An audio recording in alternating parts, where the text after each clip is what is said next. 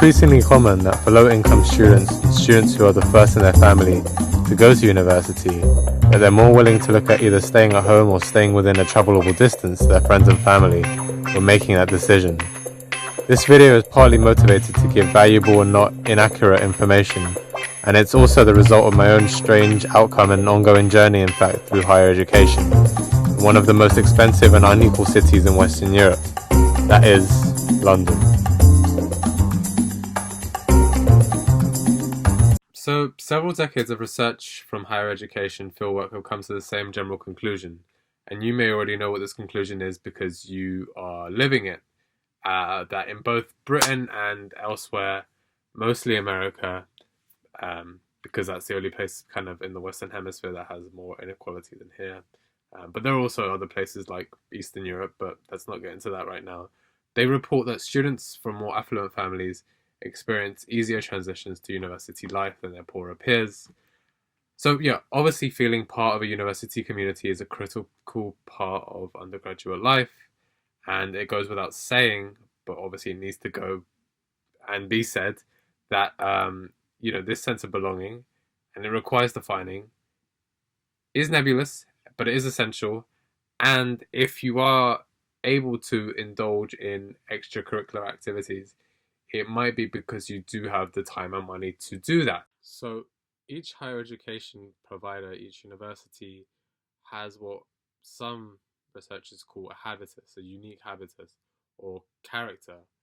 And this is a sociological term, it comes from the work of Pierre Bourdieu, and I'm a bit conflicted about using it, and I would exercise caution about using it because what it suggests is that if we close kind of too decisively around this idea, is that universities do have majoritarian person demographic, the usual middle class candidates in some cases.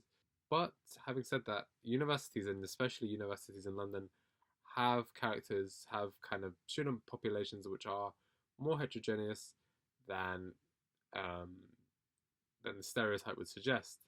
And often in the promotional material, in the prospectuses, the prospecti, whatever, the glossy material, you'll see culturally diverse kind of representations there. And it's often the case that what you get in open days is often what universities would like to show you, right? So you have to come to YouTube, you have to go to the student room, you have to seek out and triangulate and try to piece together and get a sense, a flavor of what a university might actually be like and what the course you're taking might actually be like. But each university experience is always going to be unique to you, and it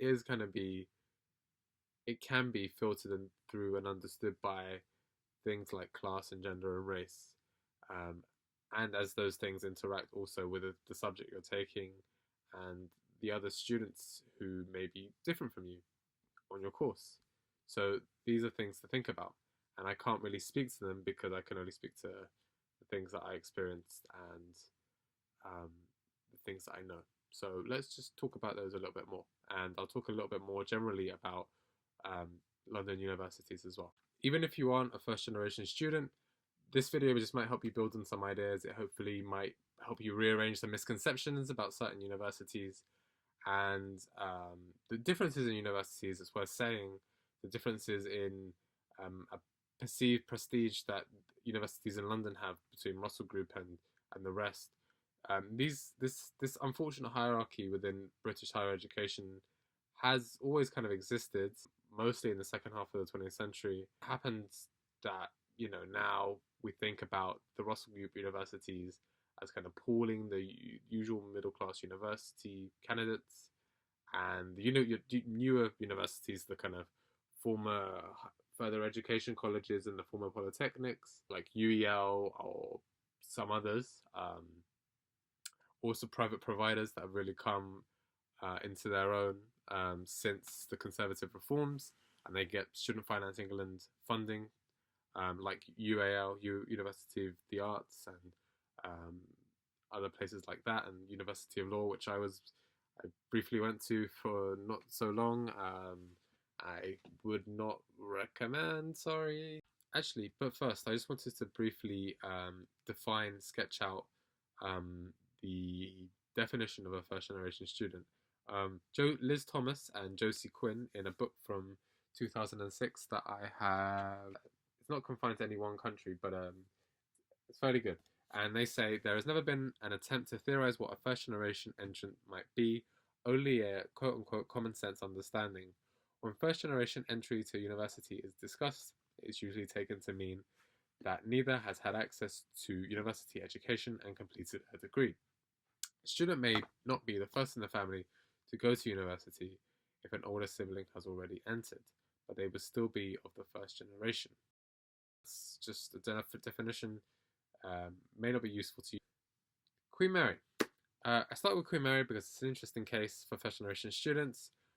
According to the former principal, and I observed this a lot as myself as well, student population was largely, well, to a greater extent than either King's or UCL, made up of students from families who earn less than £10,000, and this is in a Russell Group university. So I thought that was really interesting. They also offered £1,500 a year as a bursary on top of the maintenance loan that I got, and the bursary was non-repayable.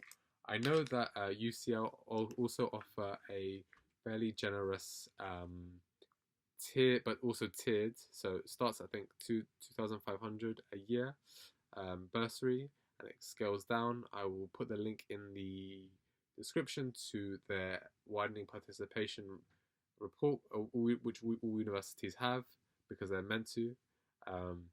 But go and have a look, and I will put an annotation as well, which is useful. So I found that it's important to look at the subject you want to study. For me, I thought that Queen Mary excelled in the humanities, and it did, and it does, with English and history and law as well, and for the sciences as well. Absolutely, their physics department is great. I just found my notes. It's really late, and I just found my notes on Queen Mary. Over half of its UK undergraduate students are local, and 90% come from state schools. 60% are from ethnic minority. Half are in receipt of a direct financial support from QMUL, and 77% come from households, where the annual taxable income is £10,000 or less. And I think that's astonishing. This stat comes from a few years back, but this isn't necessarily the case across all the courses, I should say. Law in Queen Mary is known for being in the top 5, and it attracts, as you would imagine, more kind of middle class types. Also very good so it's good for the sciences, it's good for law, it's good for other humanities, and it's less strong in other areas like education because it doesn't have an education faculty like UCL does with the Institute of Education. So I would advise you to go and look at subject rankings rather than institution rankings, since the latter are sometimes aggregated. And so, Queen Mary's kind of officially set over 5 campuses. The Mile End campus, which is most of the courses happen. So that's Mile End near kind of Brick Lane and Stepney, between kind of the City of London and Stratford. And there's also the Whitechapel campus for dentistry and medicine. So there's the St Bartholomew's Hospital is linked with that for medicine and dentistry. There's also the Charterhouse Square and the Lincoln's Inn Field campus, and West Smithfield as well for sciences. But Charterhouse and Lincoln's Inn are for law, and kind of more for postgraduate law, in fact, and other things like that. Like UCL, it's kind of absorbed other specialist sites. I'm not just reading off my notes, by the way. It doesn't do as much as UCL does. UCL does almost everything except for theology and performing arts. Queen Mary does do performing arts really, really well. From what I heard and saw, is quite, it's not conservative, let's put it that way. It's pretty out there. So yeah, and they're an extroverted bunch. So I would say that. So unlike UCL, for the demographics I've kind of alluded to, it has a certain kind of, it's kind of, as they say, déclassé. It's kind of it's not very pretentious. It's kind of nice for someone whose parents didn't go to university, and it's kind of um, it's nice. It had a kind of certain appeal to me. I did find it kind of sometimes daunting. I found other parts of it kind of intimidating, and that had to do with, um, if I'm personally speaking here, where I didn't have the same social background as some of the people on my course. More of a matter of kind of how do you negotiate social interactions, and that's a whole other thing. I would say that all universities have good or fairly adequate mental health provision, which I'd advise you to take up if you ever experience anything in the first few months of going to university as well, and see what they do cover. I would say though, overall, Queen Mary does have pluck. It's kind of unpretentious. It has Victoria Park on its doorstep and the wider world of East London, which is a little bit cheaper, but not too much, not really. Cheaper than Central, at least. It's cheaper than living kind of trying to live near UCL or King's. It's not too far away though. Central London's only really a 25-minute tube ride from Mile End from Queen Mary. So if you live further afield in East London, say places in Newham, which are about 20 or 30 minutes bus rides from Queen Mary, you could probably actually afford to live somewhere a bit cheaper actually. Um, and you could probably live in a room that would be maybe 450, 500 a month. But that's maybe pushing things. And again, that might not be in somewhere that you'd actually want to live in as a student. In parts of Newham, like maybe Barking or um, let's say Upton Park, Plaistow. These places aren't very far from Queen Mary, and they're not very far from Central London. In fact, on the District Line and the Tube network. Um, I would say living in East London is stressful. Living in London is stressful. Uh, and the reasons for this were partly financial, but there was other factors too. And what could have made it really, really a lot better is people, but good people that I could rely on. And in fact, I did find good people that I could rely on as well. So let's move on. Let's talk about UCL. As someone who's experienced UCL as well as a postgrad this time, definitely has its strengths too. And I can't speak to the totality of everything that goes on there and all talk courses, but that would be madness. But let's try and do it. Let's talk about some parts of it.